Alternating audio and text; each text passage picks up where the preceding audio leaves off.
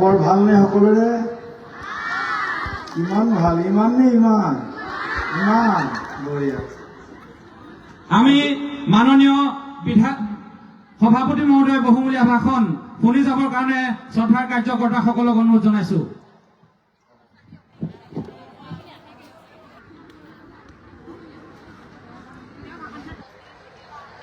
ঢকুৱাখানা বিধানসভা সমষ্টিৰ অন্তৰ্গত পশ্চিম ঢকুৱাখানা ৰাজহুৱা খেলপথাৰত আজি আয়োজন হোৱা এই বিশাল নিৰ্বাচনী সভাত আমাৰ সৈতে উপস্থিত থকা আমাৰ সকলোৰে শ্ৰদ্ধাৰ, আমাৰ সকলোৰে মৰমৰ নৱ ঢকুৱাখানা নিৰ্মাণৰ অন্যতম এজন খনিকৰ বিধায়ক শ্ৰদ্ধাৰ নৱ কুমাৰ দলে ডাঙৰীয়া,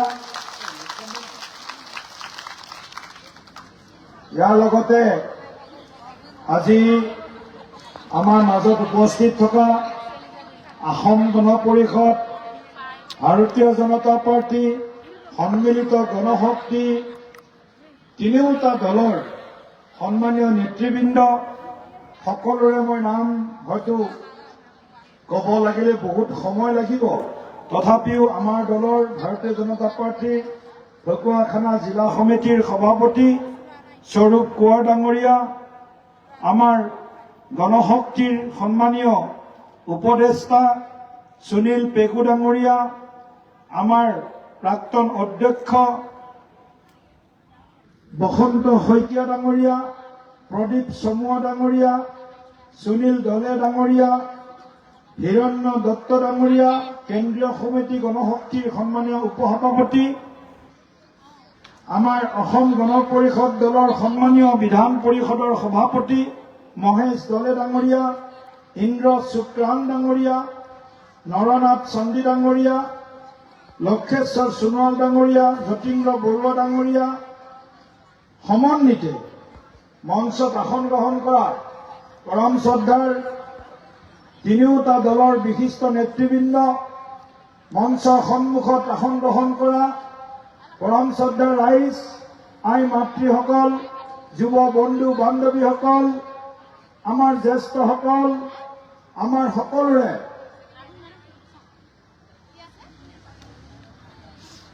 সকলোৰে অতি শ্ৰদ্ধাৰ আমাৰ বিশেষভাৱে আমাৰ আই মাতৃ মহিলা শক্তি, বিশেষভাৱে আই মাতৃ মহিলা শক্তি, আপোনালোক সকলোকে মই মোৰ আন্তৰিক শ্ৰদ্ধা সেৱা জ্ঞাপন কৰিছোঁ।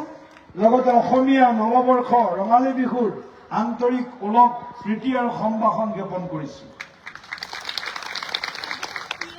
ইয়াত মই গম পালো যে আমাৰ বিশেষভাৱে মিচিং ভাই ভনীসকলৰ লগতে এই জিলা পৰিষদত আমাৰ বিশেষভাৱে আহোম জনগোষ্ঠী, চুতীয়া জনগোষ্ঠী আৰু অন্যান্য কেইবাটাও সৰু সুৰা জনগোষ্ঠীৰ লোকে এই অঞ্চলত বসবাস কৰি এই ঢকুৱাখানাক, এই সমষ্টিক বিভিন্ন ৰূপত শক্তিশালী ৰূপত প্ৰতিষ্ঠা কৰাৰ কাৰণে আপোনালোক সকলোৱে আজি সংকল্প লৈ আজি এই সভাত আহি উপস্থিত হৈছে।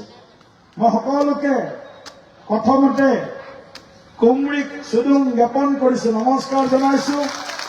তাৰ লগে লগে আমাৰ ইয়াত উপস্থিত থকা এটা অংশলৈ মই আকৌ ভোগদান জনাইছো, আৰু এটা অংশলৈ মই আমাৰ সকলোকে আগজুমেন, চুতীয়াসকলক আগজুমেন জনাইছো, আৰু বাকী সকলোকে একেলগে মই সেৱা আৰু নমস্কাৰ জনাইছো সকলোকে। গতিকে পৰম শ্ৰদ্ধাৰ ৰাইজ, আই মাতৃসকল, ইতিমধ্যে আপোনালোক সকলোৱে এটা বিষয় অৱগত হৈছে যে যোৱা দুদিন আগত আমাৰ দেশৰ ভূস্বৰ্গ বুলি খ্যাত কাশ্মীৰৰ পেহেলগামত 26জনকৈ পৰ্যটকক অতি নৃশংসভাৱে পাকিস্তানৰ পৰা সাৰ পানী যোগাই থকা সন্ত্ৰাসবাদী সংগঠনৰ সদস্যই গুলীয়াই নিহত কৰিছে। যিটো ঘটনাই প্ৰতিগৰাকী ভাৰতীয়ৰ মনত আজি চকুলো নিগৰাইছে। যিটো ঘটনাই আজি সমগ্ৰ বিশ্বৰ সমালোচনাৰ সন্মুখীন হৈছে। আমাৰ বিশ্বাস, আমি আশা কৰিছো যে প্ৰধানমন্ত্ৰী নৰেন্দ্ৰ মোদী ডাঙৰীয়াৰ বলিষ্ঠ নেতৃত্বত ২৬ জন লোকক যিদৰে হত্যা কৰা হল, সেই ২৬ জনৰ হত্যাকাৰীৰ লগতে তেওঁলোকক যিসকলে হাৰ পানী যোগাই আছে, সেইসকলৰ বিৰুদ্ধে কঠোৰতম আৰু দৃষ্টান্তমূলক শাস্তি প্ৰধানমন্ত্ৰী নৰেন্দ্ৰ মোদী ডাঙৰীয়াই তেওঁলোকক দিব বুলি আমি এই মঞ্চৰ পৰা আহ্বান জনাইছো। লগতে এই ২৬ জন লোকৰ আত্মাৰ সদ্গতিৰ বাবেও মই এই মঞ্চৰ পৰা প্ৰাৰ্থনা জনাইছো। আহতসকলৰ বাবেও আশু আৰোগ্য মই কামনা কৰিছো। পৰম শ্ৰদ্ধাৰ ৰাইজ, এই পঞ্চায়ত নিৰ্বাচন দেশৰ সংবিধানৰ ৭৩ সংখ্যক সংবিধান সংশোধনীৰ জৰিয়তে ভাৰতবৰ্ষত পঞ্চায়তী ৰাজ ব্যৱস্থাৰ প্ৰৱৰ্তন হয় আৰু ১৯৯৩ চনৰ পৰা সমগ্ৰ দেশত পঞ্চায়তী ৰাজ ব্যৱস্থা বা পঞ্চায়ত ইলেকশ্যনৰ এই পৰম্পৰা আৰম্ভ হয়। পৰৱৰ্তী সময়ত এই পঞ্চায়তৰ জৰিয়তে আমি সকলোৱে দেখিবলৈ পাইছো যে গ্ৰামাঞ্চলৰ যিটো উন্নয়ন, গ্ৰামাঞ্চলত বসবাস কৰা নাগৰিকসকলক কেনেদৰে আমি তেওঁলোকৰ প্ৰাপ্ত অধিকাৰ বা দীৰ্ঘদিনে ভুগি থকা সমস্যাসমূহৰ সমাধান কৰি যাতে আমি গ্ৰামাঞ্চলত বসবাস কৰা নাগৰিকসকল আৰু তেওঁলোকক আৰ্থিকভাৱে সবল কৰি গঢ়ি তুলিব পাৰো, সেই লক্ষ্যৰে এই পঞ্চায়তী ৰাজ ব্যৱস্থা ভাৰতবৰ্ষত প্ৰৱৰ্তন কৰা হৈছে। পূজ্য মহাত্মা গান্ধীয়ে দেশ স্বাধীন হোৱাৰ সময়তে এটা কথা কৈছিল যে ভাৰতবৰ্ষত গ্ৰাম স্বৰাজ প্ৰতিষ্ঠা হ'ব লাগে, ভাৰতবৰ্ষত গ্ৰাম ৰাজ্য প্ৰতিষ্ঠা হ'ব লাগে। এই গ্ৰাম স্বৰাজ, গ্ৰাম ৰাজ্য মানে কি? গ্ৰাম ৰাজ্য মানে যিখন ৰাজ্যৰ ৰজা ৰামৰ নিচিনা হ'ব আৰু যিখন ৰাজ্যৰ প্ৰজাও সেই ৰামৰ ৰাজ্যৰ নিচিনা হ'ব। প্ৰজাও তেনেকুৱা হ'ব, ৰজাও তেনেকুৱা হ'ব। অৰ্থাৎ প্ৰজা যেনেকুৱা হ'ব, ৰজাও তেনেকুৱা হ'ব লাগিব আৰু ৰজা যেনেকুৱা হ'ব, প্ৰজাও তেনেকুৱা হ'ব লাগিব। গতিকে ৰাম ৰাজ্যৰ সংকল্পনা পূজ্য বাপুৰ আৰু গ্ৰাম স্বৰাজৰ সংকল্পনা পূজ্য বাপুৰ, যি আমাক সকলোকে এটা সংকল্পৰে আগবঢ়াই লৈ যোৱাৰ কাৰণে আমাক সকলোকে প্ৰেৰণা যোগাইছিল। আৰু সৰ্বশেষত এই ৰাম ৰাজ্য, এই গ্ৰাম স্বৰাজক গ্ৰামোদয় নামেৰে বাপুৱে ইয়াক প্ৰকাশ কৰিছে যে গ্ৰামোদয় হ'ব লাগিব। পৰৱৰ্তী সময়ত বাপুৰ এই সংকল্প, গ্ৰামোদয়ৰ সংকল্পৰ লগত আচাৰ্য বিনোৱা ভাৱে এজন সৰ্বোদয়ী নেতা, তেখেতে আৰু এটা সংকল্প ইয়াত যোগ কৰিলে যে গ্ৰামোদয়ৰ লগত সৰ্বোদয় হ'ব লাগিব। অৰ্থাৎ সকলোৱে আগবাঢ়ি যাব লাগিব, সৰ্বোদয় হ'ব লাগিব। আৰু তাৰ পৰৱৰ্তী সময়ত আপোনালোকে সকলোৱে জানে, ভাৰতীয় জনতা পাৰ্টীৰ জনসংঘৰ যি প্ৰতিষ্ঠাপক কাণ্ডাৰী পণ্ডিত দীনদয়াল উপাধ্যায় ডাঙৰীয়া, তেখেতে আন এটা ইয়াত সংকল্প যোগ কৰিলে যে গ্ৰামোদয় হ'ব লাগিব, সৰ্বোদয় হ'ব লাগিব আৰু অন্ত্যোদয় হ'ব লাগিব। অন্ত্যোদয় মানে সমাজৰ শেষৰজন ব্যক্তি যি দুৰ্বল, যি আৰ্থিকভাৱে পিছপৰা, সেই দুৰ্বল শ্ৰেণীৰ শেষৰটো শাৰীৰ শেষৰজন ব্যক্তিক আমি মৰ্যাদাপূৰ্ণভাৱে আৰ্থিক সুৰক্ষা, সামাজিক সুৰক্ষা নিশ্চিত কৰি তেওঁলোকক আমি আগবঢ়াই আনিব লাগিব। সেইটো সংকল্পেৰে অন্ত্যোদয় আমি ইয়াত সংকল্প হিচাপে ললো। তাৰ লগে লগে আপোনালোকে সকলোৱে জানে, এই গ্ৰামোদয়, এই সৰ্বোদয়, এই অন্ত্যোদয়ৰ লগত প্ৰাক্তন প্ৰধানমন্ত্ৰী, ভাৰতবৰ্ষৰ প্ৰাক্তন প্ৰধানমন্ত্ৰী ভাৰতৰত্ন অটল বিহাৰী বাজপেয়ী ডাঙৰীয়াই ক'লে যে গ্ৰামোদয় হ'ব লাগিব, সৰ্বোদয় হ'ব লাগিব, অন্ত্যোদয় হ'ব লাগিব, কিন্তু তাৰ লগত ৰাষ্ট্ৰোদয় হ'ব লাগিব। ৰাষ্ট্ৰৰ উত্থান হ'ব লাগিব, দেশ শক্তিশালী হ'ব লাগিব। সেইকাৰণে এই 4টা প্ৰধান সংকল্প লৈ আমি এই পঞ্চায়ত নিৰ্বাচনত ৰাইজৰ সেৱা কৰাৰ কাৰণে, মনত ৰাখিব শ্ৰদ্ধাৰ ৰাইজ, ৰাইজৰ সেৱাৰ কাৰণে, ৰাইজক শাসন কৰাৰ কাৰণে নহয়, ৰাইজৰ সেৱা কৰাৰ কাৰণে। আৰু আমাৰ যি সংকল্প, সেৱাই সংগঠন, সেৱাই যি মূল মন্ত্ৰ, সেই মূল মন্ত্ৰক সাৰোগত কৰি আমি এই পঞ্চায়ত নিৰ্বাচনত এইবাৰ NDA হিচাপে ভাৰতীয় জনতা পাৰ্টি, অসম গণ পৰিষদ, সন্মিলিত গণশক্তি, আৰু আমাৰ ৰাভা হাছং যৌথ সংগ্ৰাম সমিতি একেলগে আমি এই নিৰ্বাচনত অৱতীৰ্ণ হৈছো আৰু মন ভাল লাগিব আপোনালোকৰ এইখিনি কথা মই কৈ যাব লাগিব যে নিৰ্বাচন আছে 2 তাৰিখ নিৰ্বাচন আছে 7 তাৰিখ গতিকে 2 তাৰিখ আৰু 7 তাৰিখ নিৰ্বাচনৰ পূৰ্বে আমাৰ ভাৰতীয় জনতা পাৰ্টি NDA যি 397খন জিলা পৰিষদৰ আসন আছে সমগ্ৰ অসমত 31খন আমাৰ জিলা সাংগঠনিক জিলাত সেই 27খন প্ৰশাসনিক জিলা আমাৰ 31খন সাংগঠনিক জিলা 27খন প্ৰশাসনিক জিলাত 397খন জিলা পৰিষদ আসনৰ ভিতৰত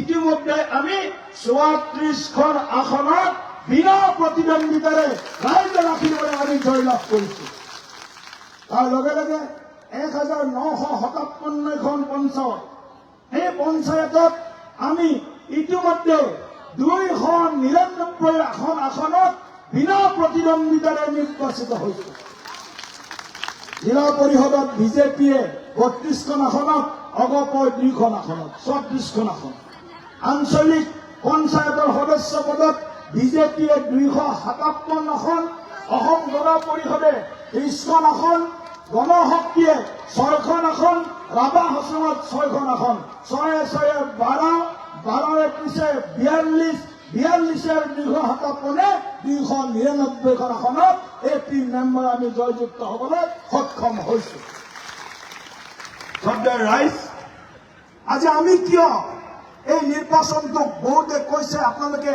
এনেকৈ নিৰ্বাচনত লাগি আছে এনেকুৱাকৈ প্ৰচাৰ কৰি আছে যেন বিধানসভাৰ নিৰ্বাচনে যেন লোকসভাৰ নিৰ্বাচনে বহুতে সাংবাদিকে আমাক সোধে আপোনালোকৰ এইটো নিৰ্বাচন কোৱাৰ্টাৰ ফাইনেল নে ছেমি ফাইনেল নে ফাইনেল শুনি থাকে মই কৈছো আমি কওঁ যে আমাৰ কাৰণে প্ৰত্যেকটো নিৰ্বাচনে কোৱাৰ্টাৰো নহয় ছেমিও নহয় প্ৰত্যেকটো নিৰ্বাচন বিজেপিৰ কাৰণে NDAৰ কাৰণে ফাইনেল হয় ফাইনেল গতিকে ফাইনেল নিৰ্বাচনত আমি অৱতীৰ্ণ হৈছো আৰু এই ফাইনেল নিৰ্বাচনত ইতিমধ্যে যি মূলা বাঢ়ে তাৰ দুপাততে চিন আমি দেখিবলৈ পাইছো গতিকে মৰ্ণিং শ্ব'জ দি দে বুলি কথা এটা আছে ইমান আসনত ৰাইজে আমাক ইমান মৰম চেনেহ কৰিলে যে বেলেগ প্ৰাৰ্থী আৰু নোলালে 2 জন ওলাইছিল যদিও তাতে তেওঁলোক বহি দিলে গতিকে এইটো আমাৰ দলৰ কাৰণেই বুলি নহয় সমগ্ৰ NDAৰ কাৰণে এটা অত্যন্ত এটা প্ৰাপ্তি বা সফলতাৰ এক ডাঙৰ এটা আমাৰ উপলব্ধি গতিকে আমি এই পঞ্চায়ত নিৰ্বাচনৰ জৰিয়তে আজি ঢকুৱাখানা এখন জিলাও ভাৰতীয় জনতা পাৰ্টিৰ সাংগঠনিক জিলা আৰু ঢকুৱাখানা আমাৰ কাৰণে কেৱল মাত্ৰ এটা সমষ্টি নহয় এই ঢকুৱাখানাৰ লগত মোৰ সম্পৰ্ক বা আমাৰ দল আজি বহু বছৰৰ পৰা ইয়াত চেষ্টা কৰিছো এই ঢকুৱাখানাত আমি বহু জেগাত ভিতৰি মই ঘূৰিছো মই নিজে আহিছো 2010, 11, 12, 13, 14 এই সময়ত আমাৰ পঢ়ি আছে সোণোৱাল ডাঙৰীয়া নৱদা তেতিয়া অৱগত আছিলে ভিতৰতে মই এদিন গণতন্ত্ৰক লগ কৰি আহিছো নৱদাক বুজিলে AGP থাকোঁতে লগ কৰি আহিছে এদিন এই নিৰ্বাচনত 2014ৰ আগতে গতিকে কেনেকুৱা কথা গতিকে বহুত মানুহক ইয়াত থকা যতীন বৰা ছাৰ বহি আছে আমাৰ শুক্ৰান ডাঙৰীয়া 14 চনত যেতিয়া লোকসভা নিৰ্বাচন হৈছিল সৰ্বানন্দ সোণোৱাল ডাঙৰীয়াৰ শুক্ৰান ডাঙৰীয়াকো লগত লৈছিল ইয়াত বহি থকা প্ৰায়বিলাক আমাৰ গণশক্তি ডাঙৰীয়াৰ পেগু ডাঙৰীয়া আছে আমাৰ দলে ডাঙৰীয়া আছে এই গোটেইবিলাক এটা আমি আগৰ পৰাই এটা বুজাবুজিৰে আমি আছিলো অৰ্থাৎ আমাৰ মিত্ৰতাটো কেনেকুৱা সেইটো প্ৰকাশ কৰাৰ কাৰণে এইখিনি কথা কৈছো এতিয়াও এই নিৰ্বাচনত বহুত ঠাইত এনেকুৱা ধৰণৰ খবৰ বিয়পোৱাৰ কাৰণে চেষ্টা কৰি আছে কিছুমান অপশক্তিয়ে যে গণশক্তি আৰু বিজেপিৰ মাজত ক'ৰবাত ফাঁক আছে AGP আৰু বিজেপিৰ মাজত ক'ৰবাত ফাঁক আছে কোনোবাই এইবিলাক অপপ্ৰচাৰ লিপ্ত হৈছে মই আজি আমাৰ নেতৃত্বৰ সন্মুখত গণশক্তি অগপ বিজেপি তিনিওটা দলৰ নেতৃত্বৰ সন্মুখত কৈছো আমাৰ মাজত এটা সৰু সুৰুঙাও নাই এটা সৰু গেপো নাই 4খন জিলা পৰিষদ 22খন আঞ্চলিক পঞ্চায়তত ভাৰতীয় জনতা পাৰ্টি NDA মিত্ৰজোঁটে আপোনালোক ৰাইজৰ আশীৰ্বাদত বিপুল আৰু ব্যাপক ব্যৱধানত জয়যুক্ত হৈ ৰাইজৰ সেৱা কৰাৰ কাৰণে আমাৰ সংকল্প বাস্তৱায়িত কৰিব গতিকে শ্ৰদ্ধাৰ ৰাইজ এইখিনি কথাও মই কৈছো আমাৰ মিত্ৰ দল যদিও কেতিয়াবা কেতিয়াবা নেতাবিলাকৰ মাজত মিত্ৰতা বেছি থাকে, নেতাবিলাকৰ ওপৰে ওপৰে মিত্ৰতা থাকে, কিন্তু আমি কৈছো নহল নেতাৰ লগত মিত্ৰতা থাকিলে নহব, তৃণমূল পৰ্যায়ত কাৰ্যকৰ্তাৰ লগত, তিনিওটা দলৰ কাৰ্যকৰ্তাৰ লগত মিত্ৰতা থাকিব লাগিব। সেইকাৰণে আমি পাৰ্লিমেণ্টতো মিত্ৰতা কৰিছিলো আৰু বিধানসভাতো মিত্ৰতা কৰিছিলো, কিন্তু এতিয়ালৈকে কোনো দলৰ লগত আমি পঞ্চায়ত লেভেলত মিত্ৰতা কৰা নাছিলো। এইবাৰ প্ৰথমবাৰৰ বাবে 2001 চনৰ পৰা অসম গণ পৰিষদ দলৰ লগত আমাৰ নিৰৱচ্ছিন্নভাৱে মিত্ৰতা আছে আৰু তেতিয়াৰ পিছৰ পৰা প্ৰথমবাৰ পঞ্চায়ত নিৰ্বাচনত আমি এইবাৰ মিত্ৰতা কৰি আমি গ্ৰামাঞ্চলৰ ৰাইজক যাতে সেৱা দি গ্ৰামাঞ্চলৰ ৰাইজক যাতে আগবঢ়াই লৈ যাব পাৰো, সেই আশাৰে সেই সংকল্পেৰে এইবাৰ আমি তিনিওটা দল একত্ৰিত হৈছো। মই আজি ইয়াত থকা তিনিওটা দলৰ কাৰ্যকৰ্তাক অনুৰোধ কৰিছো, যি দলৰ যি চিন আছে, পদুম ফুল আছে যদি পদুম ফুলত ভোট দিব, যদি হাতীৰ চিন আছে হাতীৰ চিনত ভোট দিব, তাত মানে বেলেগ চিনলে আপোনালোকে নাচাব। কোনো চিন আমি চাই লাভ নাই, হাতী আৰু পদুম। ইয়াততো গণশক্তি বিজেপি নামতে খেলিছে, হয় নহয়? গতিকে হাতী আৰু পদুম মানে হয় হাতীত ভোট দিব, হাতী যেতিয়া চিনতো দেখা পাব বেলট পেপাৰত হাতীত ভোট দিব, আৰু যেতিয়া পদুম ফুল দেখা পাব পদুম ফুলত ভোট দিব। বহুতে ভাবিব পাৰে ইয়াত হাতীটো নাই, আমিতো এজিপিৰ মানুহ, ক'ত ভোট দিম? আমাৰ কাৰণে হাতী মানে পদুম, পদুম মানে হাতী, এইটো কাৰণে ফুলনি মানে বাগিচা, বাগিচা মানে ফুলনি, বুজি পাইছে নে? গতিকে সেইকাৰণে হাতী মানে পদুম, পদুম মানে কি হাতী। গতিকে হাতী আৰু পদুম কোনোবা এখন পিকচাৰো উলিয়াইছিলে, হাতীৰ সুৰত ধুনীয়া পদুম ফুল এটা লগাই হাতীটো এই গজৰ একদম গম্ভীৰতাৰে খোজকাঢ়ি গৈ আছে। গতিকে আমি এই নিৰ্বাচনতে বুলি নহয়, 26 চনলৈকে এই মিত্ৰতা আমি অব্যাহত থাকিম। আৰু ইয়াত বিশেষভাৱে মই নৱদলে ডাঙৰীয়া তেখেতৰ লগত মোৰ এক অত্যন্ত এক বুজাব নোৱাৰা সম্পৰ্ক আছে, বুজাব নোৱাৰা সম্পৰ্ক, ভাষাৰে প্ৰকাশ কৰিব নোৱাৰা। যিজন ব্যক্তিৰ লগত ভাৰতীয় জনতা পাৰ্টি আমি কাৰ্যকৰ্তা হিচাপে কাম কৰিছো, তেখেতৰ যিটো দলটোৰ প্ৰতি নিষ্ঠা মই দেখিছো, সঁচাকৈ সেই নিষ্ঠা বহুতৰ মাজৰ বাবে এটা অনুকৰণীয় এজন ব্যক্তিত্ব হিচাপে নৱদলে ডাঙৰীয়া কাম কৰি আছে। গতিকে মই নৱদলে ডাঙৰীয়াক দলৰ 65 লাখ কাৰ্যকৰ্তাৰ হৈ বিজেপি দলৰ সভাপতি হিচাপে মই বিশেষভাৱে ধন্যবাদ আৰু কৃতজ্ঞতা জ্ঞাপন কৰিছো। এই পঞ্চায়ত নিৰ্বাচন বহুতে ভাবে আপোনালোকে আঁচনি দি আছে, আঁচনি দিবই লাগিব, আঁচনি নিদিলে গ্ৰামাঞ্চলৰ মানুহক আপোনালোকে আমি আগবঢ়াই লৈ যাম কেনেকৈ? আমিতো সূতা দিয়া নাই, আমিতো কম্বল দিয়া নাই, আমিতো আঁঠুৱা দিয়া নাই, আমিতো লুঙি দিয়া নাই, দিছো নেকি? আমি যদি দিছো আই মাতৃসকলক আত্মনিৰ্ভৰশীল কৰাৰ বাবে, আই মাতৃসকলক সামাজিকভাৱে মৰ্যাদাৰে আগবঢ়াই লৈ যোৱাৰ বাবে অৰুণোদয় দিছো। আমি যদি দিছো কিমানজন মানুহক মাটিৰ পট্টা দিছো, আমি যদি দিছো প্ৰধানমন্ত্ৰী ডাঙৰীয়াৰ উদ্যোগত PMAY প্ৰধানমন্ত্ৰী আৱাস যোজনাৰ ঘৰ দিছো, আমি যদি দিছো PM কিষাণ দিছো, প্ৰধানমন্ত্ৰী কৃষক সন্মান দিছো, কৃষকসকলেও যাতে সসন্মানেৰে মৰ্যাদাপূৰ্ণভাৱে সমাজত যাতে জীয়াই থাকিব পাৰে তাৰ কাৰণে আমি আঁচনি প্ৰৱৰ্তন কৰিছো। কংগ্ৰেছৰ নিচিনা ইন্দিৰা আৱাস যোজনাৰ ঘৰ ৭৫,০০০ টকা, গাঁৱত ৩০০ ঘৰ মানুহ থাকে, ১৫ ঘৰ মানুহে ঘৰ পায়, আৰু সেই ১৫ ঘৰ মানুহ কোন হয়? তাৰে ভিতৰত 10 ঘৰ মানুহ হ'ব কংগ্ৰেছৰ নেতা পালি নেতাৰ একেবাৰে সম্বন্ধীয় কোনোবা আত্মীয়, আৰু যি 5 জনৰ নাম থাকে সেই 5 জনে যদি পইচা নিদিয়ে, ভেটি নিদিয়ে, মধ্যভোগী দালাল কংগ্ৰেছৰ নেতা পাল নেতাক যদি সন্তুষ্ট কৰিব নোৱাৰে, টকা দিব নোৱাৰে, সেই 5 জনৰ নামো হিতাধিকাৰীৰ তালিকাত নাহে। সেইদিন কিয় পাহৰি নগ'ব কংগ্ৰেছৰ দিনত কি চলিছিল? আনকি বিধৱা আই মাতৃগৰাকীয়েও বিধৱা পেঞ্চনটোৰ কাৰণে এই সময়ত যেতিয়া পঞ্চায়তৰ প্ৰতিনিধিৰ দুৱাৰে দুৱাৰে ঠোকৰ খাই আছিল, তেতিয়াও তেওঁলোকৰ পৰা 100, 500, 1000 টকা ল'বলৈ কংগ্ৰেছ দলে লজ্জাবোধ কৰা নাছিল। বিধৱা আই মাতৃগৰাকী বিধৱা পেঞ্চনটোৰ কাৰণে সেই কথাবিলাক আমি পাহৰি যাব নালাগে। কংগ্ৰেছ আমাৰ গোটেই দেশৰ সামগ্ৰিক ব্যৱস্থাটোক ভ্ৰষ্টাচাৰত একেবাৰে ডুবাই পেলাইছে। কংগ্ৰেছ মানে কৰাপশ্যন, কৰাপশ্যন মানে কংগ্ৰেছ। এইবাৰতো কংগ্ৰেছে বহুত ঠাইত টিকতে দিব নোৱাৰিলে, ঠেলা মানুহে নোলায়। আৰু য'ত য'ত ঠেলা ওলাইছে সেইবিলাক অঞ্চলতো কংগ্ৰেছৰ নেতা পাল নেতাই কাৰোবাক 1 লাখ দিব লগা হৈছে, কাৰোবাক 5 লাখ দিব লগা হৈছে। তাৰমানে কংগ্ৰেছৰ যদি টিকট লাগে, টকা দে টিকট নে, টকা দে টিকট নে, এনেকুৱা কংগ্ৰেছৰ নীতি হৈছে। এইবাৰ টকা নিদিলে কংগ্ৰেছৰ টিকটটোও নাপায়। এই গৌৰৱ গগৈ ডাঙৰীয়া বিহাৰী বিধানসভাৰ উপ নিৰ্বাচনৰ কাৰণে 6 মাহ বিহালীত ঘূৰি ফুৰিলে, 6 মাহমান ঘূৰি ফুৰিলে, দিনে নিশাই গাঁৱে গাঁৱে গ'ল। কিন্তু এই বিহালীৰ কংগ্ৰেছীখিনি, কংগ্ৰেছৰ কাৰ্যকৰ্তাখিনি পঞ্চায়ত নিৰ্বাচনত মাত এষাৰ দিবলৈ গৌৰৱ গগৈৰ সময় নহল। গৌৰৱ গগৈৰ সময় নহল। ৰাইজটো বাদেই দিলো বাৰু। কংগ্ৰেছৰ কাৰণে ৰাইজটো একো ডাঙৰ কথা নহয়।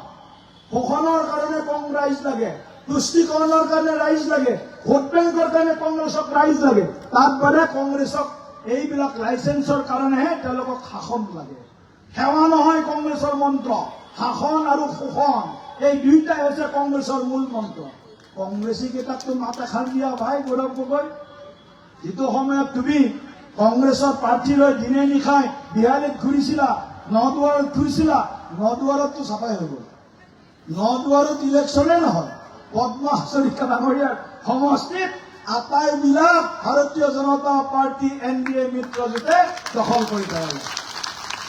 গতিকে এনেকুৱা এটা পৰিৱেশ মই য'তেই গৈছো, দক্ষিণ অসমত গৈছো একেই পৰিৱেশ, উত্তৰ অসমত এইকেইদিন ঘূৰি আছো একেই পৰিৱেশ, উজনি অসমত গৈ আছো একেই পৰিৱেশ, নামনি অসমত মই নিজে ঘূৰি ফুৰি আছো, নামনি অসমতো একেই পৰিৱেশ, নামনি উজনি উত্তৰ দক্ষিণ অসমত সকলো ৰাইজৰ মনৰ ভাষা, ওঠৰ বহা এটাই, একেই সংকল্প, একেই লক্ষ্য, একেই আকাংক্ষা।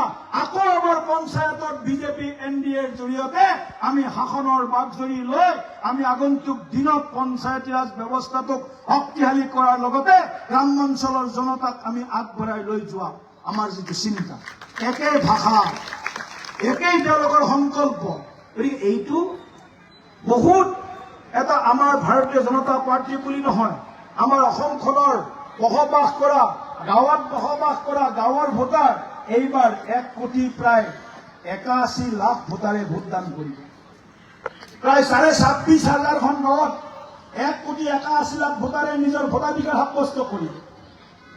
চাহ বাগিচাৰ পৰা চৰঞ্চললৈকে, পাহাৰৰ পৰা ভৈয়ামলৈকে সকলোতে এইবাৰ ৰাইজৰ মনত এটা দৃঢ় সংকল্প, এটা সদিচ্ছা দেখিবলৈ পাইছো যে এইবাৰ অন্য ছবি বাদ দিয়ক, পদুম ফুল হাতীৰ ছবিত ভোট দিয়ক। অন্য ছবি বাদ দিয়ক, পদুম ফুল নহলে হাতীৰ ছবিত ভোট দিয়ক। কাৰণ গণশক্তিয়ে যি উঠিছে পদুম ফুলৰ চিহ্নত উঠিছে। ৰাভা হাছঙতো যে আমাৰ প্ৰাৰ্থী উঠিছে পদুম ফুলৰ ছবি লৈ উঠিছে। গতিকে NDA আৰু খালি অগপই নিজৰ চিম্বল লৈ উঠিছে। গতিকে পদুম আৰু হাতী এই দুইটা চিহ্নত ভোট দিবৰ কাৰণে ৰাইজ উদ্গ্ৰীৱ হৈ আছে। মই বিশ্বাস ৰাখিম যে ঢকুৱাখানা সমষ্টিটো ইয়াৰ বিপৰীত নহয়, বৰঞ্চ মই ঢকুৱাখানাৰ ৰাইজৰ যিটো ভাইবছ দেখা পাইছো, যিটো মই ভাইব্ৰেশ্যন দেখা পাইছো, যিটো আপোনালোকৰ চেহেৰাবিলাক চাই যিটো হাঁহিমুখীয়া যিটো এখন মুখ দেখিবলৈ পাইছো, যিটো আপোনালোকৰ মাজত কথা যি কোৱা কুই চলি আছে, যিটো গুণগুণনি দেখিবলৈ পাইছো, সেই গুণগুণনিত মই 100% বিশ্বাস ৰাখিছো ইয়াত কোনো বিৰোধী ৰাজনৈতিক শক্তিয়ে খাতা খুলিব নোৱাৰে। কোনো চুকত কোনো আসনত খাতা খুলিব নোৱাৰে। কাৰণ আমি কাম কৰিছো, আমি কাম কৰিছো। 20 লাখ মানুহক প্ৰধানমন্ত্ৰী আৱাস যোজনাৰ ঘৰ দিছো গ্ৰামাঞ্চলত, 20 লাখ মানুহক, 30 লাখ আই মাতৃ মহিলা আমি এতিয়া আগতেও কিবা কানি দিছো, এতিয়া মুখ্যমন্ত্ৰী মহিলা উদ্যমিতা আঁচনিৰ জৰিয়তে আমাৰ আই মাতৃসকলে বহুতে আকৌ আঁচনিখনৰ নামটো নাজানে। 10,000 টকাটো জানে কেৱল, আৰু লাখপতি বাইদেউটো জানে, হয় নে নহয়? 10,000 টকাটো জানে, লাখপতি বাইদেউটো জানে, কিন্তু আঁচনিখনৰ নামটো জানি লওক।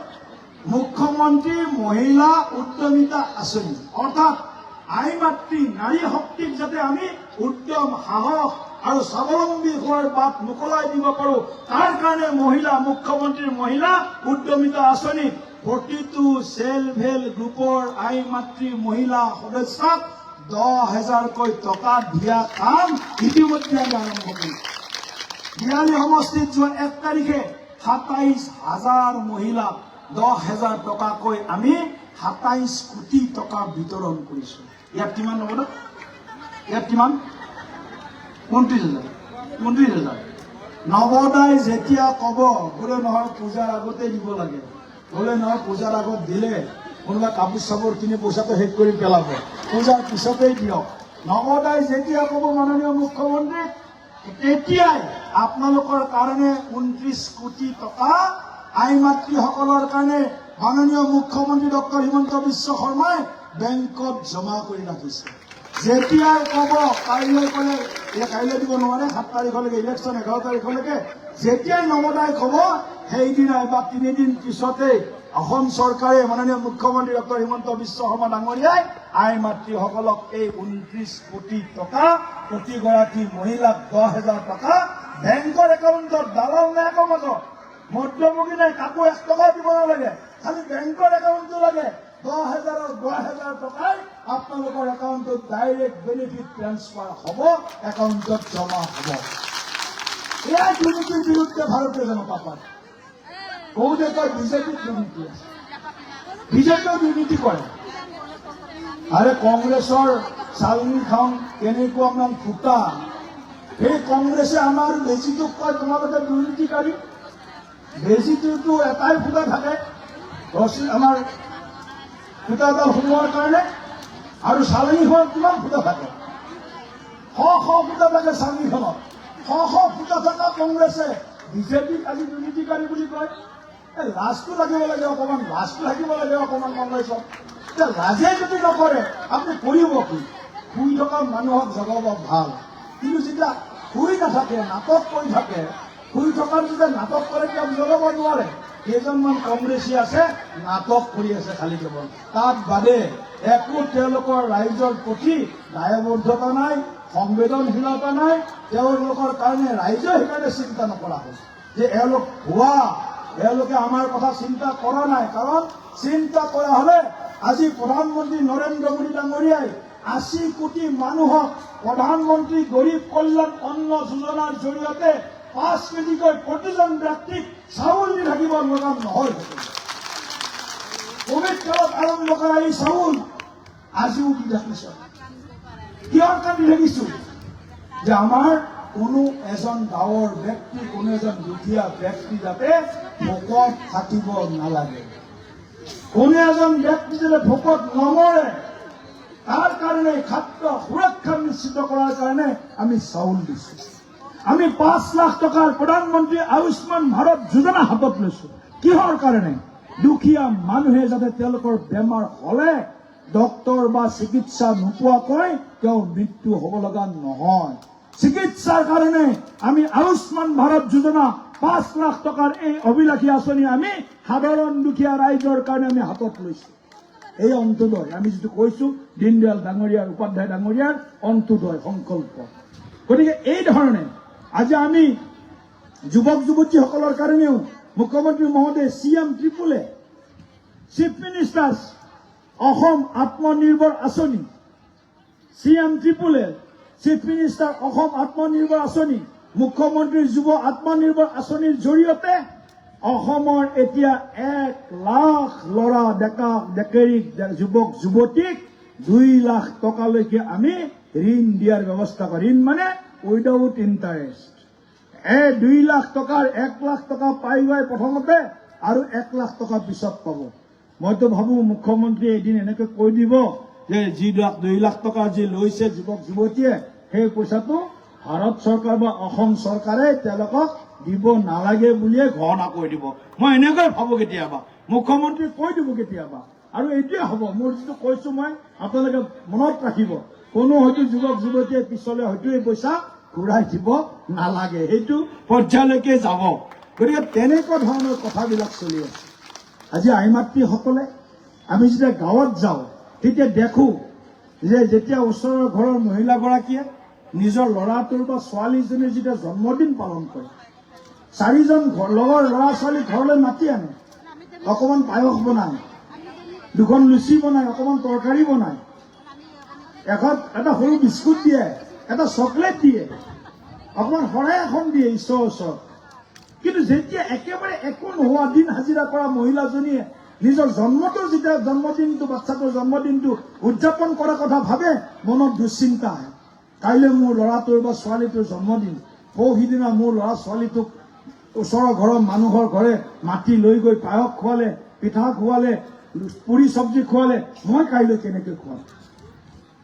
মনত বেজাৰ পাই থাকে, অসন্তুষ্ট হৈ থাকে। এতিয়া 1250 টকা পোৱাৰ পিছতো তাৰেও 200 টকাৰে অকণমান তেওঁৰ ল'ৰা বা ছোৱালীজনীৰ জন্মদিনত অকণমান পায়স বনাব পাৰে, অকণমান চব্জি ৰুটি, অকণমান মই এটা চকলেট ওচৰৰ ঘৰৰ নিচিনাকৈ তেওঁৰো ল'ৰা ছোৱালীৰ জন্মদিনটোত খুৱাব পাৰে। ইয়াত দয়া নহয়, বহুতভাৱে দয়া কৰিছে, কৃপা কৰিছে, দয়া নহয়, এয়া আমাৰ দায়িত্ব। দয়াৰ সলনি আমি দায়িত্ববোধ পালন কৰিছো। ভাৰত চৰকাৰ, অসম চৰকাৰ, নৰেন্দ্ৰ মোদী ডাঙৰীয়া বিশ্বৰ আজি কি কবাৰ এখন এনেকুৱা এজন এনেকুৱা নেতা, যিজন নেতা আজি বিশ্বৰ 200খন দেশৰ, প্ৰায় 200খনতকৈ ওপৰ দেশ আছে, 800 কোটিৰ ওপৰ মানুহ আছে সমগ্ৰ বিশ্বত। এই 800 কোটি মানুহ 200খন দেশৰ ওপৰৰ দেশৰ আটাইতকৈ সৰ্বাধিক জনপ্ৰিয় বিশ্ব নেতা হিচাপে নৰেন্দ্ৰ মোদী ডাঙৰীয়া আজি নিজৰ স্থান দখল কৰিবলৈ সক্ষম হৈছে। আজি আমি গৌৰৱী ভাৰতীয় হিচাপে আজি আমি সেই গৌৰৱ কৰিব পৰা হৈছো। আমাৰ প্ৰধানমন্ত্ৰী কেনেকুৱা? নৰেন্দ্ৰ মোদীজী যেনেকুৱা। আমাৰ প্ৰধানমন্ত্ৰী কোন? নৰেন্দ্ৰ মোদী আমাৰ প্ৰধানমন্ত্ৰী। আৰু একেই বাট অনুসৰণ কৰি অসমৰ মুখ্যমন্ত্ৰী ডক্টৰ হিমন্ত বিশ্ব শৰ্মা ডাঙৰীয়াইও এই একেই পন্থা লৈছে।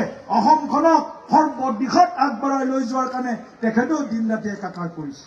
তেখেতকো মই এই পবিত্ৰ মঞ্চৰ পৰা আমি আজি ধন্যবাদ জ্ঞাপন কৰিছো যে অসমৰ ৰাইজৰ হৈ যি তেওঁ অহৰ্নিশে বিৰাম বিশ্ৰামহীনভাৱে জাতিটোক লৈ যোৱাৰ বাবে, আগবঢ়াই লৈ যোৱাৰ বাবে যি চিন্তা কৰিছে, ভাৰতৰ ইতিহাসত, অসমৰ ইতিহাসত এনেকুৱা ঘটনা কেতিয়াও কাহানিও হোৱা নাছিল।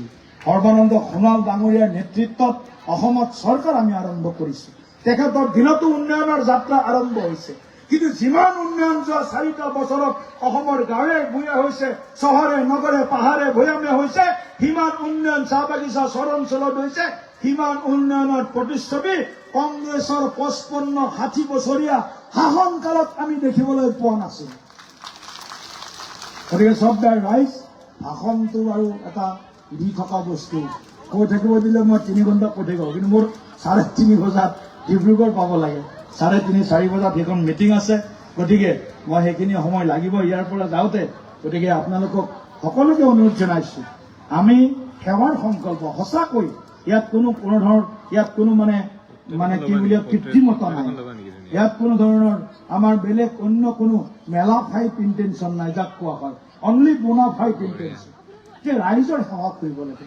দুখীয়া মানুহক আমি যিমান পাৰো সিমান তেওঁলোকক উপকাৰ কৰিব লাগে। কাৰো অপকাৰ নকৰি পাৰিলে উপকাৰ কৰিব লাগে। আৰু যদি উপকাৰো কৰিব নোৱাৰো, তাৰো কিন্তু অপকাৰ ভাৰতীয় জনতা পাৰ্টিৰ চৰকাৰে নকৰে, আমি নকৰো। উপকাৰ হয়তো কোনোবা ভাবিব পাৰে আমাক উপকাৰ কৰা নাই, ঠিক আছে, উপকাৰ কৰা নাই, কিন্তু অপকাৰতো কৰা নাই নহয়।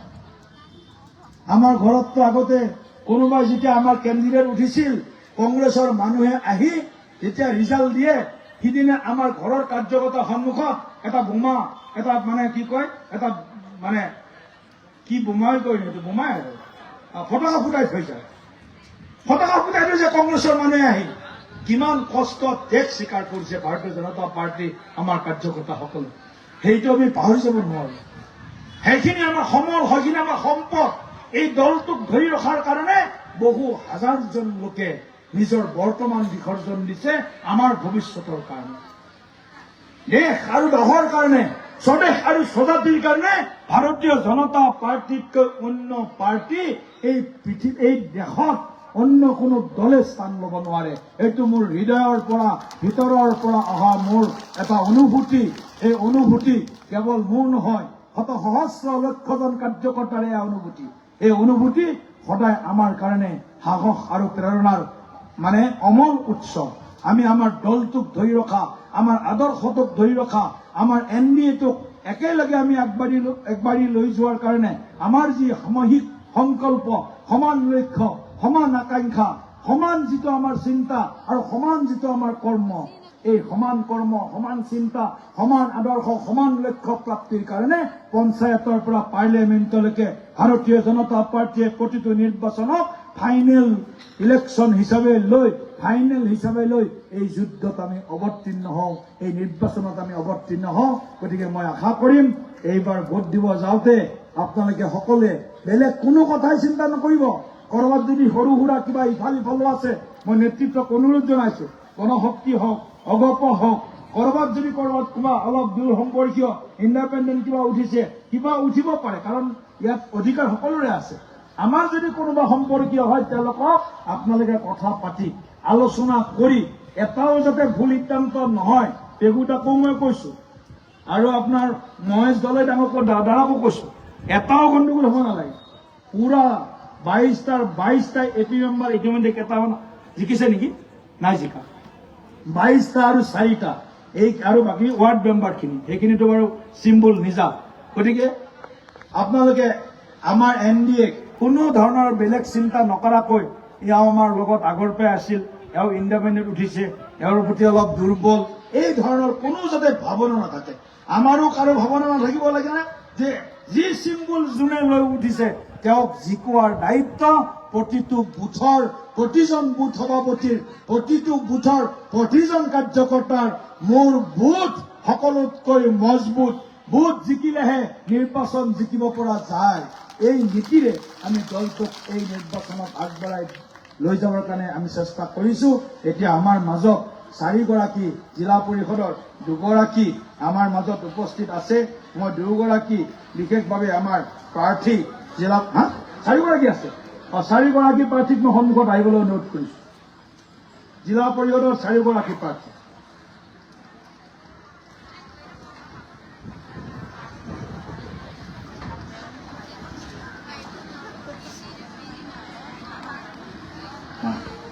ঠিক আছে, একশন অলপ পিছত হ'ব, একশনটো পিছত হ'ব, অলপমান থাকা, লাইনত থাকা, একশনটো পিছত হ'ব।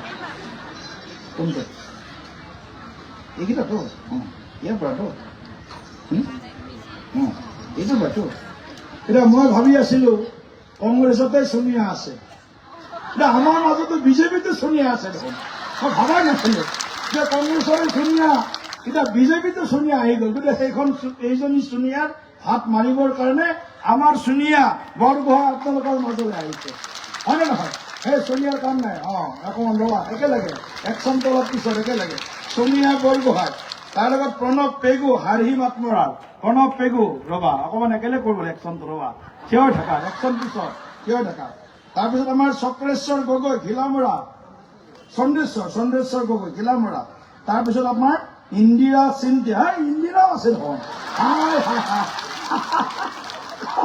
ছোনিয়াও আছে, ইন্দিৰাও আছে। ঢকুৱাখানা মই চেলিউট কৰিছো, ঢকুৱাখানা চেলিউট কৰিছো। ইন্দিৰা আৰু ছোনিয়া দুইটা আছে আমাৰ মাজত। প্ৰয়াত বাৰু ইন্দিৰা গান্ধী, তেখেতলৈ শ্ৰদ্ধা অৰ্পণ কৰিয়ে কথাটো কৈছো মই। গতিকে ইন্দিৰা গান্ধী এই চেহেৰাটো মনলৈ আহিছে। ইন্দিৰা কোনজনী? ইন্দিৰা আপুনি, ইন্দিৰা আচ্ছা আচ্ছা, আৰু ছোনিয়া আপুনি, ঠিক আছে। গতিকে ইন্দিৰা, ছোনিয়া আৰু লগতে চন্দ্ৰেশ্বৰ আৰু আমাৰ প্ৰণৱ পেগু, এই 4জন প্ৰাৰ্থী আমাৰ মাজত আছে। আৰু বাকী আঞ্চলিক পঞ্চায়তৰ প্ৰাৰ্থীসকলো সন্মুখত আহিবৰ কাৰণে অনুৰোধ জনাইছো। AP মেম্বাৰ আটাইকেইজন, নৱদা আপুনি আগত আহক। যিখিনি আছে AP মেম্বাৰ, এইকেইজন আছে, এইকেইজন নামকেইটা কওক, এইকেইজন ইয়াৰ পৰা